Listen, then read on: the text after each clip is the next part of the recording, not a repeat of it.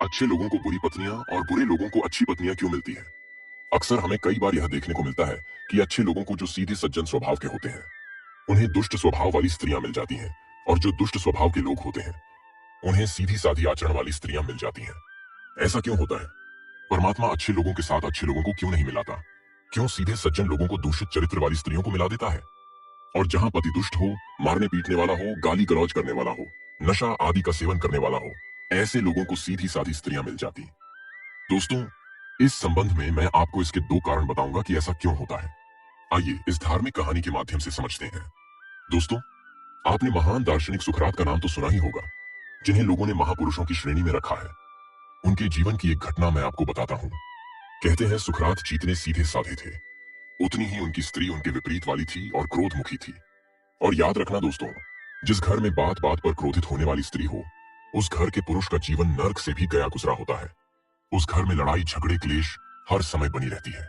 महान नीतिकार आचार्य चाणक्य ने तो यहां तक कहा है, जी धर्म दया ही नाम, विद्या क्रोध मुखी भरयान जी। आचार्य चाणक्य कहते हैं, जिसे धर्म में दया की भावना ना हो, उस धर्म का त्याग कर देना चाहिए। जिस गुरु के पास ज्ञान ना हो, उस गुरु का त्याग करने में ही भलाई है। जिन भाइयों में प्रेम ना हो, उनको त्याग देना चाहिए। और जो स्त्री क्रोध दुखी हो, छोटी छोटी बातों पर आग बबूला हो जाती हो, ऐसी स्त्री का त्याग कर देना चाहिए। क्रोधमुखी स्त्री के साथ जीवन बिताने वाले पुरुष का जीवन मृत्यु से भी अधिक कष्टदायी होता है। सुकरात की पत्नी अक्सर उनसे नाक रहती थी। उसके नाक होने की वजह थी कि सुकरात अपने दार्शनिक तर्क वितर्क में ऐसे हो जाती थी कि भाई यह भूल जाती थी कि उनकी पत्नी भी है। एक दिन तो लोगों के बीच अपनी चर्चा में ऐसे लीन हो गई कि चाय पीना भी भूल गए। उनकी पत्नी चाय बनाकर बैठी थी और बाहर बैठे लोगों से ज्ञान चर्चा कर रहे थे। अब तो उनकी पत्नी के क्रोध की सीमा ना रही। वह उठी और चाय की केतली ले जाकर अपने पति के मुंह पर उड़ेल दी। गर्म चाय से उनका आधा चेहरा जल गया। वो जला हुआ चेहरा जीवन भर के लिए काला पड़ गया। दोस्तों, पत्नी खौलती हुई गर्म चाय उनके मुख पर उड़ेल कर चली गई। पत्नी के इस व्यवहार से सुकरात ने जरा भी नाराजगी नहीं दिखाई, उल्टा हंसने लगे। लोगों ने पूछा, सुकरात जी, आप पत्नी का इतना जुल्म सहकर भी हंस रहे हो, आपको अपनी पत्नी पर गुस्सा नहीं आया? सुकरात ने जवाब दिया, नहीं, बिल्कुल भी नहीं। उसने यह चाय मेरे ऊपर नहीं डाली। मैं तो एक निमित्त मात्र हूँ। उसने यह चाय डाली थी। मेरे दर्शन शास्त्र के तर्क वितर्क पर उसे इस बात से इतनी बड़े ही चिढ़ा है जैसे किसी स्त्री को अपनी सौतन से होती है। अगर दर्शन शास्त्र रूप से मिल जाए तो वह उसकी गर्दन काट ले, पर वह उससे मिल नहीं सकता, इसलिए उसने मुझे माध्यम बनाया। दोस्तों, तभी एक नौजवान वहां आया और वह सुकरात से पूछने लगा, श्रीमान, वैसे तो मैं अपना विवाह करने की बात सोचता हूँ, पर जब मैं आप जैसे लोगों की स्थिति को देखता हूँ तो पीछे हट जाता हूँ। अब आप मुझे बताइए कि मुझे विवाह करना चाहिए या नहीं। आपको तो जिंदगी के बहुत सारे अनुभव हो गए होंगे। दोस्तों ने उस युवक की इस प्रकार पूछने पर सुकरात ने उससे कहा, बेटा, तुम्हें विवाह जरूर करना चाहिए। सुकरात का जवाब सुनकर लड़का बड़ा हैरान था। कहने लगा, यह बात आप कैसे कह रहे हो? आपने विवाह करके कौन सा तीर मार लिया? सिवाय क्लेशों के आपके जीवन में है ही क्या? आप और आपकी पत्नी के बीच में जो चल रहा है, मैं उससे अच्छी तरह वाकिफ हूँ। आपकी पत्नी आपसे बिल्कुल भी खुश नहीं रहती। वो आपके साथ कैसा व्यवहार करती है, यह बताने के लिए आपका जरबाज जला हुआ चेहरा भी है। और आप मुझसे कह रहे हो कि विवाह कर लेना चाहिए। आपकी पत्नी आपके साथ दुर्व्यवहार करती है। ये बात कितनी सही है? सुकरात ने जवाब दिया, यह बात बिल्कुल सत्य है कि मेरी पत्नी मेरे साथ अच्छा व्यवहार नहीं करती है, लेकिन फिर भी मैं आपको विवाह करने की सलाह देता हूँ। विवाह करने के कई फायदे हैं। वो नौजवान बोला, प्रभु, मुझे भी तो बताइए विवाह के क्या क्या फायदे हैं। मैं भी तो सुनूं आपने बेवफा करके कितना लाभ कमाया है। सुकरात ने कहा, ये आपत्ति से पन्हा। बेटा सुनो, अगर आपके लिए अच्छी पत्नी मिल गई, समझदार पत्नी मिल गई, तो आपके बीच प्रेम बढ़ता ही जाएगा। और पति के बीच प्रेम का विस्तार सबसे बड़ा लाभ है। आपकी जिंदगी स्वर्ग बन जाएगी। और अगर आपकी पत्नी मेरी पत्नी की तरह विपरीत आचरण वाली निकली, तो आपके अंदर बैरक उत्पन्न हो जाएगा।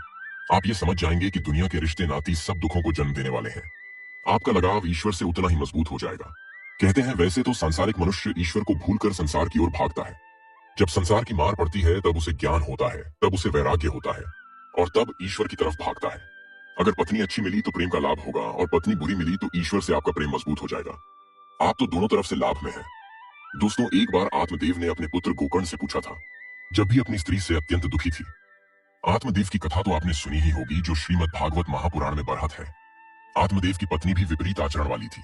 बात बात बात पर क्रोध करने वाली थी और बात बात पर रूठ जाती थी। पति का अपमान करती रहती थी। अपने जहरीले बोलों से उन्हें दुख देती रहती थी। पत्नी जितनी ही कर्कश थी, उतने ही आत्मदेव सीधे और सज्जन थे। उनकी भी जिंदगी पत्नी की वजह से नर्क बन गई थी। एक दिन उनके पुत्र गोकर्ण ने उन्हें उपदेश दिया, पिताजी, जानते हो, अच्छे लोगों को दुष्ट पत्नियां, दुष्ट संतान क्यों मिलती हैं? इसके कुछ कारण मैं आपको बता रहा हूँ। पहला कारण यह होता है, उस आदमी का प्रारंभ। पूर्व के किसी जन्म में उस व्यक्ति ने किसी भी रूप में उस स्त्री को कष्ट पहुंचाया होगा जो आज उसकी पत्नी बनकर आई है। वह स्त्री अपना बदला लेने के लिए इस जन्म में आती है और कभी अपनी वाणी से, अपने शब्दों से, अपने आचरणों से, अपने कर्मों से उसे पल पल चोट पहुंचाती रहती है। यही संतान का हिसाब है। दूसरा कारण है उस आदमी पर भगवान की विशेष कृपा। जब भगवान को लगता है कि यह व्यक्ति बहुत अच्छा है, इसके कुछ पूर्व जन्म के पुण्य भी है, और यह व्यक्ति दुनिया में क्या कर रहा है, इससे तो हमारे पास होना चाहिए। संसार की आसक्ति से उसका मन हटाने के लिए उसके जीवन में ऐसी पत्नी और पुत्र का आगमन होता है जो उसके जीवन को कष्ट और कलशों से भर देती है। तब उसी दुनिया से बैराग होता है और वह भगवान की शरण में चला जाता है, भक्ति का आश्रय लेता है और मोक्ष पाकर भगवान का प्रिय बन जाता है। इसी तरह अच्छी स्त्री के जीवन में दुष्ट पुरुषों का आगमन होता है। तीसरा कारण है अपनी अज्ञानता के कारण स्त्री हो या पुरुष, वह अपने पति या पत्नी को दुख देता है। कभी दूषित कर्म करके, कभी क्रोधपूर्वक, कभी अपमानित करके, कभी अपने चरित्र को बिगाड़ ढककर। ऐसा करके वह अपने ऊपर पाप चढ़ाता है और अपने अगले जन्मों को बिगाड़ टाश लेता है। कहते हैं अज्ञानता मनुष्य की स्वयं की सबसे पीढ़ी दुश्मन है। अज्ञान वस्तु दूसरे को तो कष्ट देता ही है, अपने लिए भी नरक का द्वार खोलता है।